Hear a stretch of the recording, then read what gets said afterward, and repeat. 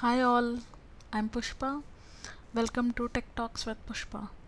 Today we are going to discuss one of the important topic in interview, why strings are immutable in Java. This is our agenda. Let's discuss it one by one. What is immutability? Once an object is created, we can't change the value of that object. That is called immutability. Let's see it in the code. Here I created a variable called n1 with a value of Pushpa, and I'm printing this n1, and then after I changed the value of n1 to Sam, and when I'm printing the n1, this time we get a result of first n1 will be Pushpa, and after this one the n1 value got changed to Sam. Means the value of a string we changed. By that it means the string is mutable? No. Let's see the game of Java, how it plays with the memory. In Java, all the objects will get created in heap memory. Here we have a heap memory and a variable stack. Variable stack is like a variable name we are creating and the address to which it points in the heap memory. So all the objects in Java created in heap memory, but when it comes to strings, that the strings will get created inside a string pool. Why? To maintain a string immutable. In our code, we created a variable n1 whose value is Pushpa. See how it creates in a memory is like n1 is pointing to address 1000. In address 1000 of a string pool, we are having a value called Pushpa. Now we are changing the n1 to from Pushpa to Sam. Now here the value inside this 1000 address won't change to Sam. Now Sam will get created in a new address. Suppose the new address is 1007. Now what happens is like the n1 pointing to address 1000 will change to 1007 instead of changing the value in address 1000.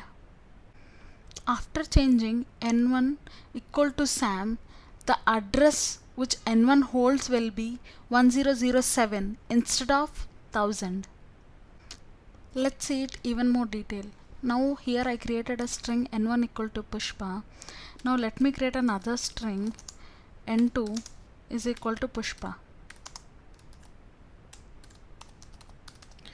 Now according to string pool, now string pool will never create a new value Pushpa. It searches for the existing string like in string pool. If something like a Pushpa exists, now n2 also will point to the same address of a string pool.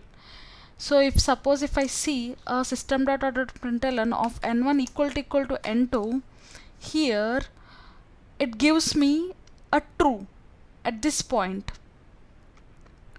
And here I changed n1 to Sam, and when I do this, here I'll get a false. Let's execute the code. Whenever in Java, the strings when you are matching with this equal to, it matches to the address of these objects, not with the value.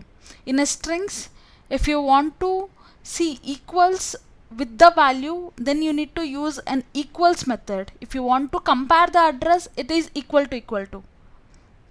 Let's execute the code.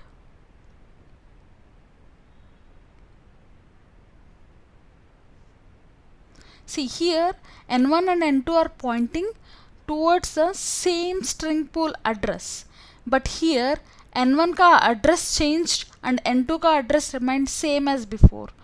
Now that's why we got false over here.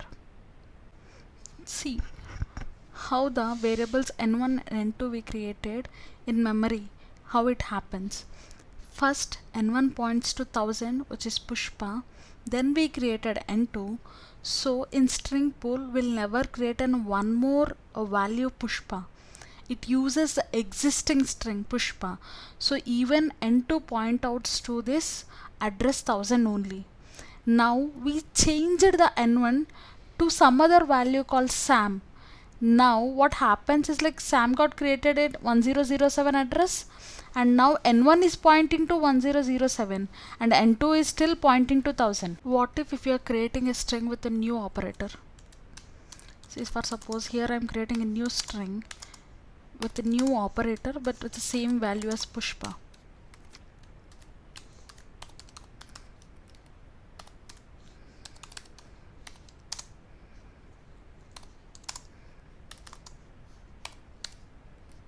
What would be the output here now?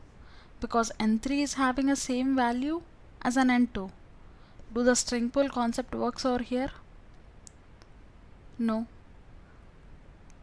What happens here is, let's see the memory aspect of this one. Here we created a new object n3 using a new operator. So it will be created as an object in heap memory instead of a value and a string pool. But eventually we used some value Pushpa which is already there in string pool. So this object won't have a value inside this. This object even refers to the address of a string pool one. But when we are using equal to, what I said, it never matches the value inside the string variables. It matches the address of string variables. But n3 is something a string which we created like a new operator. So the address of n3 will be 200 and the address of n2 will be 1000. That is why in equal to we get it as a false. But if we use dot equals method, we get it as a true.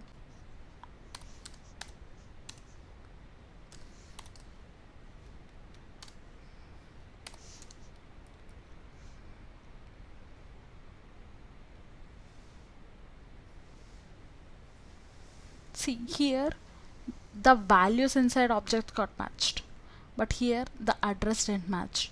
But when it comes to here, when n1 and n2 we are like comparing, the addresses is matched because string pool never created a one more value of Pushpa inside it. It uses the existing one. What are the advantages of using a string pool and making a string immutable? See, here we can save a lot of memory because once a value or a string got created in a string pool, we are never creating a new value like other existing one. So here we are saying a tons and tons of a memory. The second advantage of string immutability is security.